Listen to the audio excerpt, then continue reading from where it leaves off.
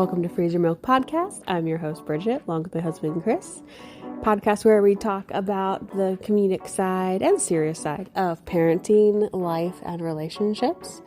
We are boy parents. We have two boys, Enzo and Rhett, with about a 6-year age gap between the two. You can check out our website, freezermilk.com. Also, feel free to follow us on Instagram at Freezer Milk Podcast. Thanks and hope you enjoy. What's up, everybody? Welcome back. Welcome back. We survived our vacation. It was nice. We had a nice, somewhat relaxing vacation. We hadn't taken a vacation in a while and hadn't taken a vacation with a baby in a while, especially being 14 months old. It was eye-opening. Having my cousin there was clutch. Yeah, talk about... Well, it wasn't until like the last day that I actually utilized him for what Bridget says he was there for. The whole reason he'd offered to come along was like, hey, I'd love to go on vacation, but also I want to give you guys a chance to like have some baby free time. Yeah, we didn't really take advantage of that until probably the last night. Remember I told you what he told me? He was like, I'm staging an intervention. Yeah, I started to get frustrated because I had the baby the entire time, and it was nonstop with him, and I didn't really get a chance to relax or unwind or anything like that because I was in dad mode the entire time. So I think I got a little snippy with you at one point, and I think Chris took note of it and was like, hey, we need to do something here. He's like, y'all need some, like, couples time.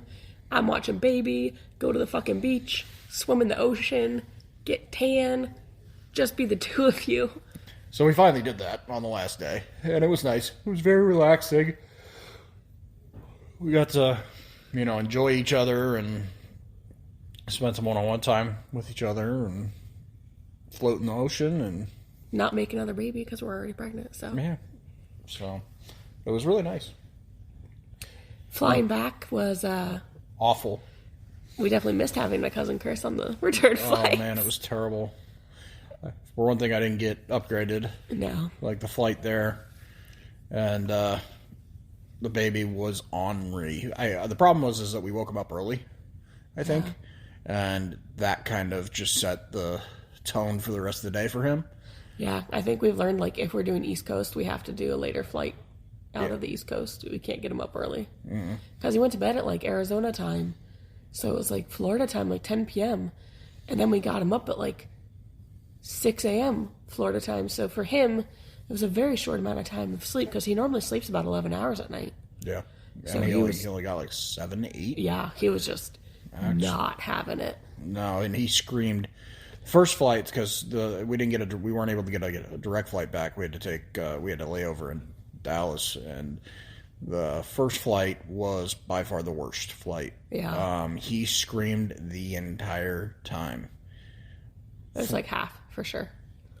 He was ornery, but like actual screaming crying was probably over half of it. Yeah, fortunately, the guy that was sitting in between us, because you took a window seat and I took an aisle seat. Yeah. There was a guy sitting in between us. He was very understanding, and he tried to like talk to Rhett. When the plane was taking off and Rhett started fussing, he's like, "Oh, it's okay. You don't have to be scared."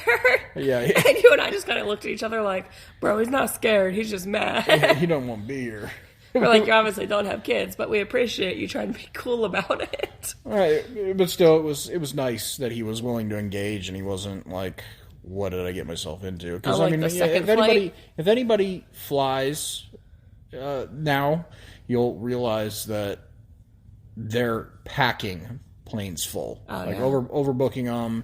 I think that one they oversold it by 11 seats. Yeah, I mean they're doing it on purpose to make up for lost revenue from the last few years. But these planes are just full to the brim, and they're very uncomfortable. Flying is awful nowadays. The second flight, the guy that was in our row was a douchebag. Yeah, we had an asshole, and he was on the outside too. I know, he was on the freaking aisle seat, and he was just like so peeved, like, oh fuck, I got the baby in my seat, like in my row. Yeah, very rude. It's interesting because you get different personalities. Yeah. You know, some people are, you know, understanding, and then you get the people that are just like, we're, you know. Rhett somehow, like, on the second flight, I was, like, holding him. He was trying to nurse. So he's, like, laid across me, and he somehow, like, put his leg between the two seats into the row in front of us. And he had shoes on, like, little baby, like, leather moccasins. So they weren't, like, dirty, hard-bottom sole shoes, and he wasn't barefoot. Right. And it touched this guy's shoulder, like, arm. The guy whipped his head back and gave the dirtiest fucking look. Mm-hmm. And he was, like, 75. Gave the dirtiest look, like, how dare your child touch my shoulder? And we're talking about a baby here that can't I'm really like, control. It's his foot, and his foot has a protective covering on it. Are you kidding me right now? Yeah, so needless to say, next time if we fly, it's going to be first class. On that second flight, we did pass someone in first class that had a first class seat for their 2-year-old. And we were like, must be nice. That's got to be wonderful. That's expensive. I had to, you know, walk him up and down the plane several times. And, man, those planes are not meant for big guys walking down those aisles. No. You know, bumping into everybody. He's, you know, I'm dragging him over people's heads. His feet are just hitting everybody. Hitting people in the head with his feet. And I'm like, oh, geez, this is awful. But, you know, the vacation was nice, so. It was really nice. And Rhett, like, loved the beach. Yeah, he, you know, went in the ocean with me, and that's something. He loved it. That's something different that we have, you know, with Enzo. Is Enzo, you know, says he loves the ocean, but he's terrified of it. I think it's a couple things. Like, the water is very warm. Yeah, and it's like clear. We would never take Rhett that deep in the Pacific. No. Like, you were up to probably like mid-arm in it. We would never take Rhett that deep in the Pacific. It's dark. It has a rip current. It's cold. It's a steep drop-off. Yeah. It's scarier looking water. Yeah. Whereas the Gulf was like that nice, like, aquamarine, floatable, blue, green. Waves, you know, 5-10 foot swells aren't crashing on your head. Right. They got little, like, not even 2 foot swells. Oh, yeah. Yeah, it was just calm, different. But he loved it. He loved being in the water in the ocean. He liked being in the pool. Yeah. I mean, he just really enjoyed it. He thrived there. I think it's time to move to a beach. One day for sure. But no, the trip all in all was great. I'm glad Chris could go. So next time he's out here, we'll treat him to something because he deserves it. We appreciate it. We got to go do some projects at his house. Yeah, that's true. We appreciate it. We appreciated having him because anybody that's traveled with kids. Having an extra set of hands is like a lifesaver. Well, just having somebody that's willing to take the child for a couple hours while you. I mean, we were gone for what, 2 hours, 2.5 hours, 3 hours. Yeah. I mean, and that was. Rhett napped. He got up with Rhett, and I mean, Rhett, you know, him and Rhett watched a movie and snuggled, and he gave him a squeezy pack and some rice cakes, and he was good. Yeah, and I mean that made the trip. To be honest with you, because I was getting burnt out and just needed some alone time. So I haven't traveled outside of Arizona, like on a plane to another area for quite a while. Can we just talk about for a second how like raspy my voice is and how congested from the fucking allergies in Arizona? Yeah. Like all of this beautiful like croak in my voice that I have today on the show is all because of allergies since we got back, because we were gone long enough and had like a high humidity environment. You know, and like easy breathing. You didn't get back to dust and pollen. Yeah. I came back here and I'm like, oh my gosh. Yeah. I'm like, I sound terrible. I'm so congested. And it's all allergies. It's just crazy. I don't realize, like, probably give it another week or so and it'll clear up and like my body will have quote unquote adjusted back to the horrible air quality. But like, wow. Well, even Rick got sick. He's been kind of He's struggling a little bit too. I think I'm just, since I travel more often than you guys do, I'm getting used to the two different. Yeah. But you also normally don't travel for as long as we traveled this time. Yeah. I do short trips. Let's see. We also had Mother's Day this past week. Yeah. And you spoiled me, so thank you. Mm-hmm. But I mean, you were sick the entire day. Yeah, you know. But I got pampered. You've been sick for a couple of weeks now, but. Well, pregnant sick, yeah. Yeah. But I got pampered, and it was very nice, and got some sweet new shoes, and... Okay, so Bridget's birthday typically some years it'll fall on Mother's Day, right? Yeah. And Otherwise, it falls the day... Very close. It falls very close. Typically, it's either the day after or it could be the day before. Yeah, so my birthday is May 9, and because Mother's Day is always the second Sunday in May, that averages anywhere from like May 7, May 8th, all the way up through May 14th, I guess. Yeah. So my birthday is always pretty close to it. Yeah, so not only does she have these two important days, but she expects double the pampering and double the gifts. It's not like I can just knock it out all in one shot. There's no combo. They just need to be celebrated as like two separate events. Yeah, so I have to do double planning for one day, and then the next day I got to plan again. Do you know why I think that is, though? Why? So I think it's because when I was a kid growing up, if my birthday fell on Mother's Day, I was told in my household, we've talked about like how fucked my parents are. Listen to the episode why we cut them out. I was told that we would celebrate my birthday a different day because I'm not the firstborn child. So therefore, my mom was a mother before it was my birthday. It was always Mother's Day before my birthday. So if my birthday actually fell on Mother's Day, there was zero acknowledgement of it. It was, nope, we'll pick a different day. Isn't that so fucked up? Yeah, that is kind of like as a kid. Your parents suck. I know. Speaking of your parents, they emailed you. Yeah. Talk about that. So they emailed. I gotta read it. You have it on your phone? All right, we found the email. So they emailed me a couple days ago. I guess it was May 7th. They're like, Bridget, we understand that congrats are due to you and Chris on the birth of your son Rhett. What a blessing to have two boys, in spite of your PCOS. Now life will be double the fun. Happy Mother's Day and an early happy birthday. Like just listening to that whole thing was so awkward. It was more than that, though. It wasn't a little bit of a dig. Congratulatory. It was more, we know, and we need you to know that we know kind of thing. It was that, but also I didn't read very well the line of what a blessing to have two boys in spite of your PCOS. Why is that necessary? It's not at all. No. Yeah, I mean, because for anybody that doesn't know, Bridget is polycystic, and she's been told her entire life by doctors that she's not going to have kids. Well, obviously doctors, for the majority of the time, don't know necessarily what they're talking about all the time, because she's had two boys, and she's pregnant again. Yeah. So she's beat the odds not once, but twice, and now the third time. So... fourth time if you include the miscarriage. Yeah, that's true. So, it's just... it was unnecessary. Let's put it that way. Man, I wish, though, I wish I could be a fly on the wall and be like, so how did they find out? How do they think he is? You gotta think about, how bad they felt, though, when they found out. How long have they known? Have they known for, 2 months and they're just, I doubt it. I think sitting in the info and trying to, come to terms with it? Or did they just find out? I'm guessing they probably recently found out and then they decided to mention something to you. Yeah. But I haven't said anything back because I'm like, what do I say? Thanks? Yeah. I mean, Rhett's 14 months now. Right. So, I mean, they're pretty much missing out on his entire baby phase, birth, they missed out on it all, so. Just awkward.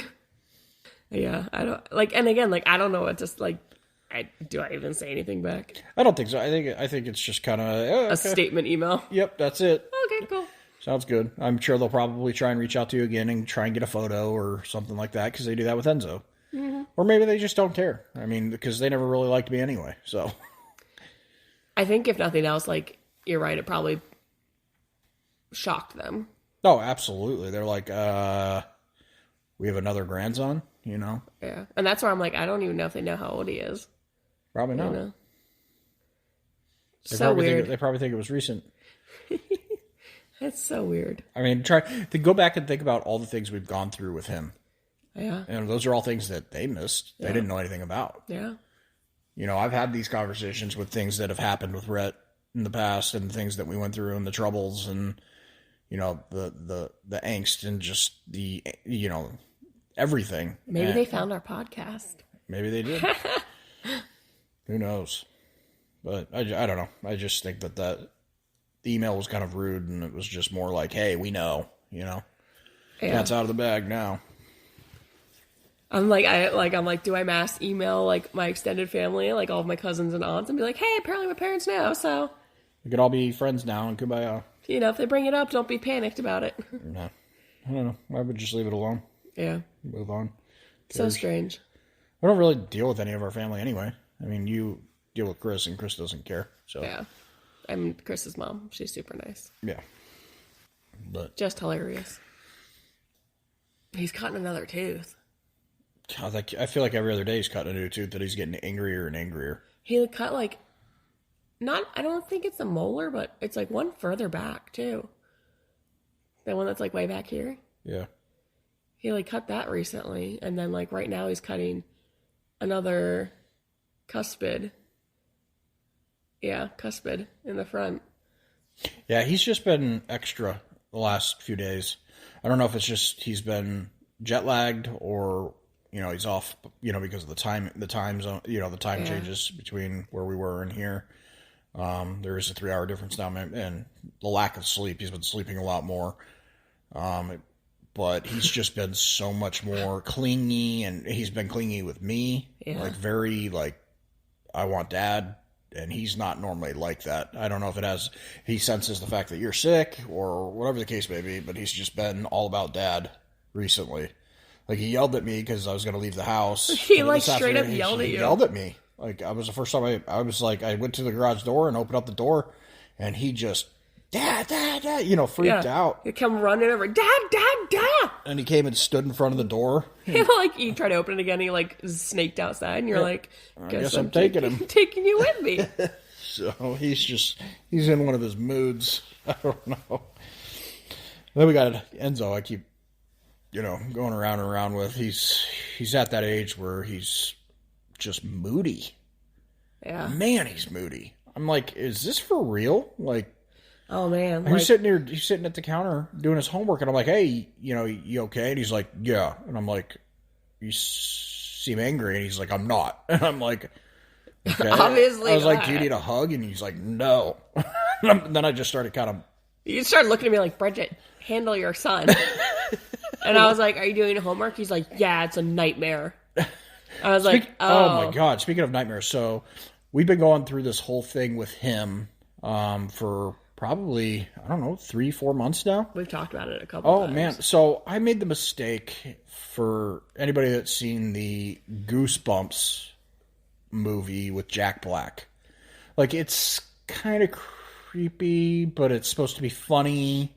And so I made the mistake of putting it on. Mom wasn't here. Me and Enzo sat and watched it. I don't even think you put it on purpose. I think it just came on. Yeah, Enzo. From what Enzo said, like, you guys were watching something else and you fell asleep because you normally do, and he, like, when you're watching a movie with him, it like came up or something. Yeah, and it like auto played after that or something. I don't know, but I'm not sure how. But somehow he watched it.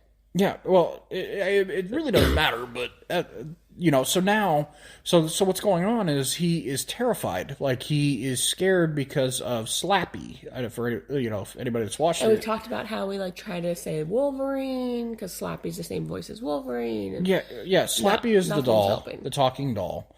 And he is terrified of this thing. I guess, you know, he's terrified that Slappy visits him in his dreams. He's just all sorts of stuff. He wants to talk about it. This has been rough. Like, he gets to a point where he will start crying because he's scared. And I'm like, you know, he's scared of our house. He's scared of this. He's scared of that. His shadow. His shadow. What was that? He was telling me that the one thing that scares him is the thing that follows him around the house. And I'm like, oh, you know, like, in my mind, I'm like, an adult, I'm thinking demons. And I'm like, you know, like, but he's like, no, it's the thing that follows me around that I can't get rid of. It's me, but it's.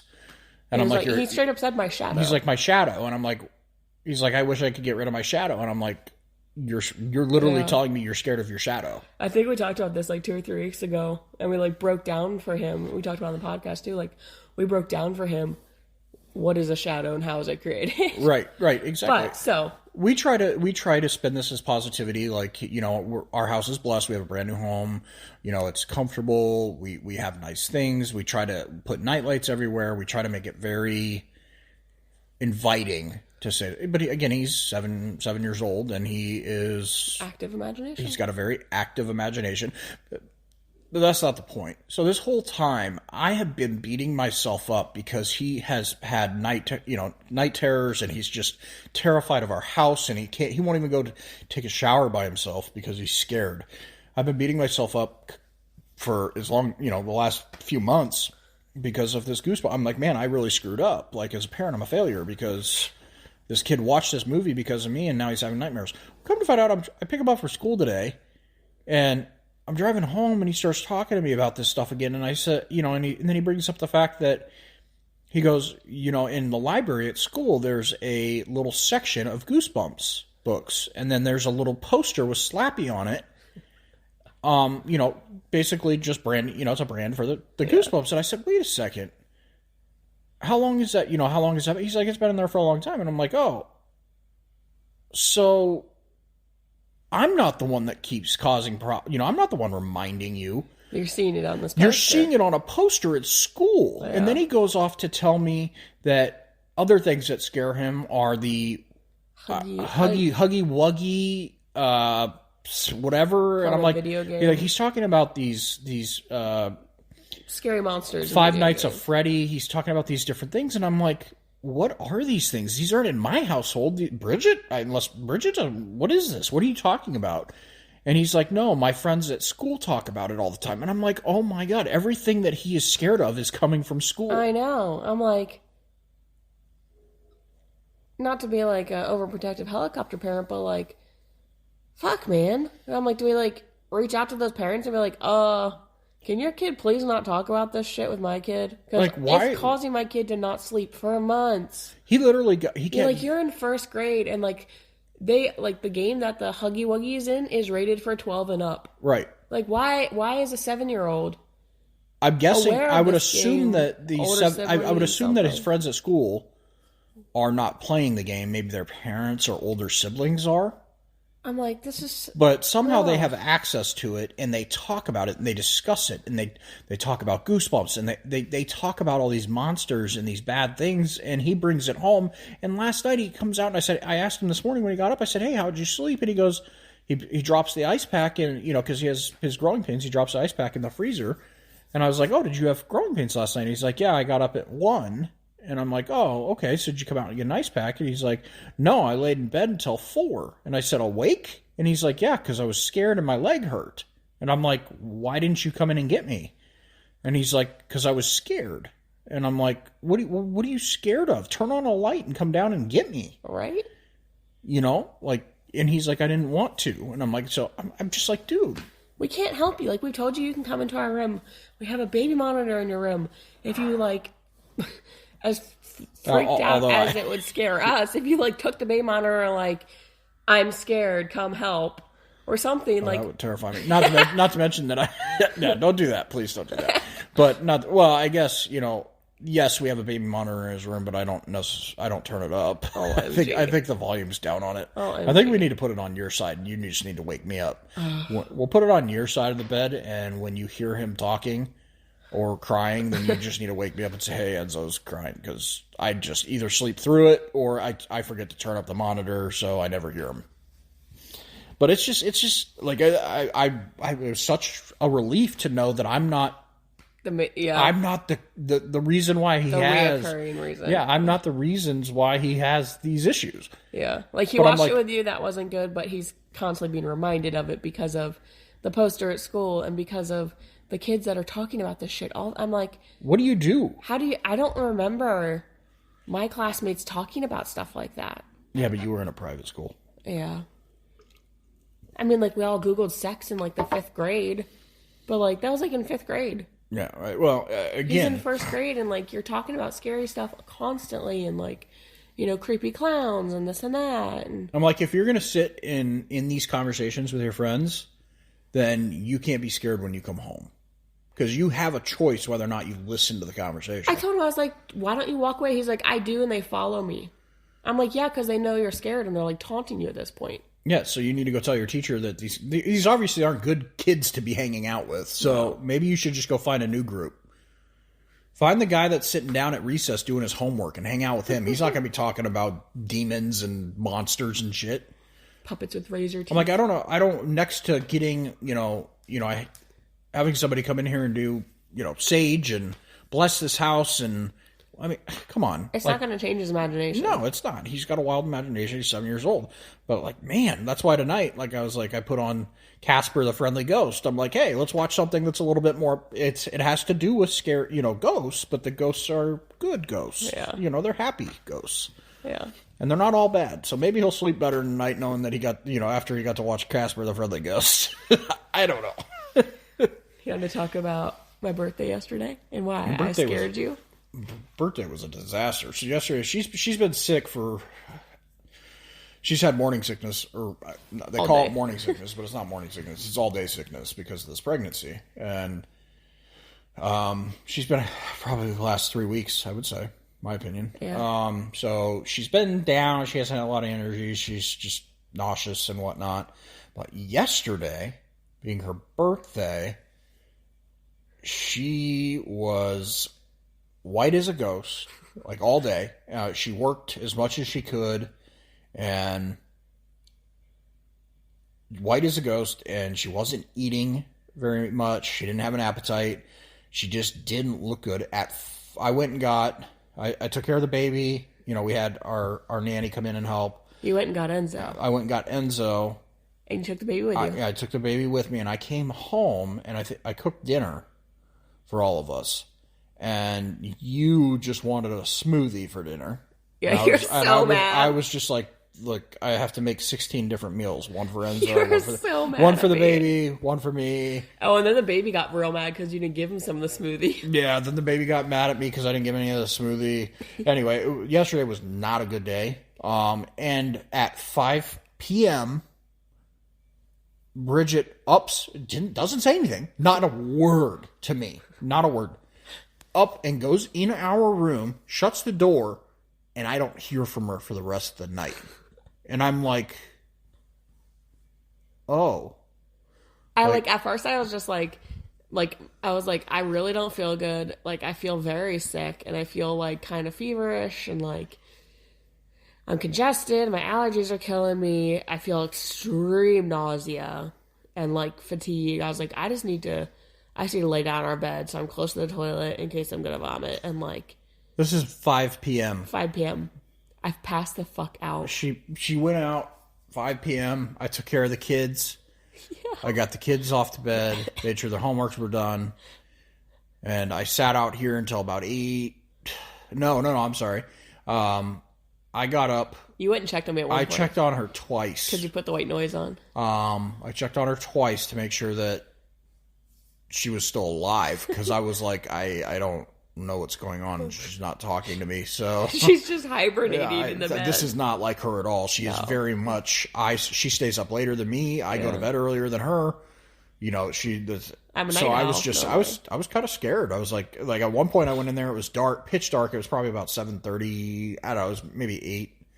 I went in there. It's pitch black, and I've got the white noise on. She's bundled up in her blankets, and I'm like. How do I feel for a pulse? Do I check to see if she's breathing? Maybe I even thought about like nudging you and seeing if you moved, or like tickled your feet, or I'm like, I think she's okay. So I'm like, it's not worth it. So I'm not gonna fucking get yelled at. So I walked out, but I mean, I came to bed at 9 because I was like, I would feel better like if I'm laying next to her when she starts convulsing. I need to know. So it was concerning. Yeah. Oh, it was horrible. I'm like... And I slept till 6 this morning. And it's not like you at all. No. I slept 13 hours. I was like, she must have been sick. Like, something was going on. It was weird. I woke up and I felt... I'm congested as all get out, and my voice is raspy because of allergies, but I feel so much better today than yesterday. Like, yesterday was so bad. Yeah. Like, I was concerned. I was like, I don't know what's wrong with me, but like, I gotta go lay down. And then I was like, I think I got up at like 7 something, and I noticed he had the white noise on and all that, and I was like, I still have all of my clothes on, like my phone's not plugged in, like I haven't gotten myself ready for bed, but apparently I'm down for the night, because I like got up and I was like, am I getting up? And I was like, no, I'm fucking exhausted and I don't feel good. I was like, I'm just gonna get ready for bed right now. I'm like, officially put myself to bed. I think it's just important to note that I think sometimes we just need to do that. Yeah. You know, just call it, you know, whatever. You knew I had everything else under control and I could manage, but, you know, just to disappear and go do your deal. I love how, like, all of my friends and stuff, like, you know, like we talked on the podcast, but we haven't, like, formally announced on social media or anything like that, like the pregnancy. It's just kind of, if you listen to the podcast, you know about it. Otherwise, you probably don't as of yet. So all my friends are like, oh my God, what did you do for your birthday? Did you have a great dinner? Did you go out somewhere? And I'm like, in my head, I'm like, nope, I went to bed passed the fuck out. At 5 p.m. At 5 p.m. And it was the best thing ever. It was the best birthday gift to myself ever. So, I don't know. Yes, I was worried. Let's just to say the least. Enzo was, where's Mom? When's she coming out? I said, Enzo, Mom isn't feeling good. She's down for tonight. Can she come out here? I'm like, no, Enzo. He was all concerned. He was really concerned. He was worried about it. I was, because it's not like you. Again, no. You're normally the last one up. Yeah. And yeah, he was just. Now I feel bad that he was up at 1 a.m. screaming in pain, and I had his monitor off. Maybe turn it back on. It's going on your side of the bed. Oh. I'll sleep through it. I'll tell you that right now. I'll sleep through it. No, you don't. You got up that other time when he got up. No. I'm always worried if I go in there, though, that there's going to be vomit everywhere. I'm like, I don't want to deal with that at 2 a.m. That's like your trauma. I'm like, I can't. For anybody that knows me, I struggle with bodily fluids. Like, I can't do it. Like, even to this day, when I change Rhett's dirty diapers, poopy diapers, I have to put my shirt over my nose. Like, you'll see me, like, you can watch me in the cameras, I'll have my shirt over my nose, because the smell just gets to me, and I will vomit. So, I struggle with bodily fluids, but every time he throws up, you send me in, and I'm like, oh my God. We both handle it when it's vomit. I want to hear it. Parenting, it's fun. Now I need another vacation. It's time to go back to the beach. Go to the beach, want to get away. Yep. All right, guys. Well, we are going to call it for this week. Thanks so much for listening. If you get a chance, please feel free to leave us a rating or review on Apple Podcasts. Subscribe to follow us on Instagram, all that fun stuff. Check out our website, freezermilk.com. Thanks so much. Thanks, everybody, for listening. You can check us out at freezermilk.com or Instagram. Freezermilk Podcast. Until next week, guys. Thanks. Don't forget, parenting is a trip. We are all here on the journey with you together. Thanks so much for listening.